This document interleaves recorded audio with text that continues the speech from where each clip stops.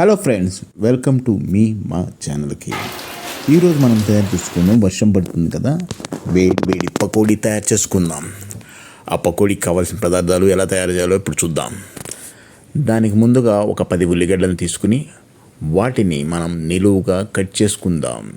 నిలువుగా కట్ చేసుకున్న తర్వాత పచ్చిమిరకాయలను కూడా అదే విధంగా నిలువుగా కట్ చేసుకుని 2 భాగాలు చేసుకుందాం.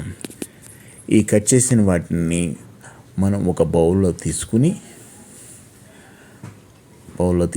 తీసుకున్న తర్వాత వాటిని ఈ విధంగా కనపడే విధంగా ముక్కలన్నీ విడివిడిగా అయ్యేటట్టు కొంచెం కరివేపాకు కూడా వేసుకుని ఇట్లా కలుపుతూ ఉండాలి. ఇలా కలపడం వల్ల ఏమవుతుందంటే అందులో ఉన్న వాటర్ అనేది బయటకు వస్తుంది.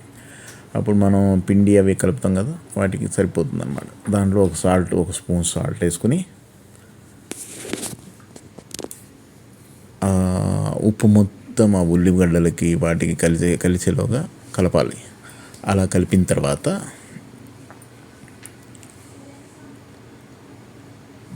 జీలకర్ర,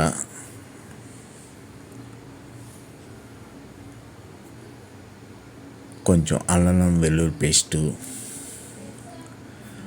సోడా ఉప్పు మరియు ఒక బౌల్ శనగపిండి, కొంచెం క్రంచిగా ఉండటానికి 2 స్పూన్ల బియ్యపిండి, వీటన్నిటిని వేసి దాంట్లో ఉల్లిగడ్డల్లో వాటర్ ఉంటుంది కదా, ఆ వాటర్ సరిపోతుంది, నీళ్ళు అవి బాగా కలుపుతూ ఉండాలి. అలా కలిపి సరిపోతే ఇంకా కొంచెం వాటర్ మనం పోసుకోవచ్చు. మరీ ఎక్కువగా పోయొద్దు, సరిపోయినంత మరీ లూజ్గా ఉండకుండా కలుపుకోవాలన్నమాట.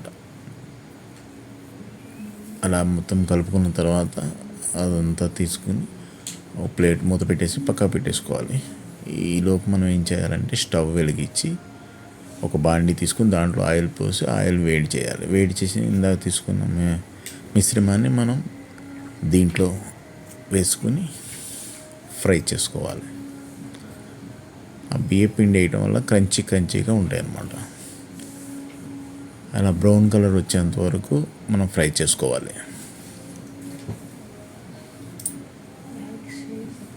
ఇలా ఫ్రై చేసుకున్న దాన్ని ఒక ప్లేట్లో తీసుకొని టమాటా సాస్ ఉంటుంది కదా, దాంతో సర్వ్ చేసుకుంటే అబ్బాబ్బాబ్బా సూపర్ ఉంటుంది. బయట వర్షం కూడా పడుతుంది.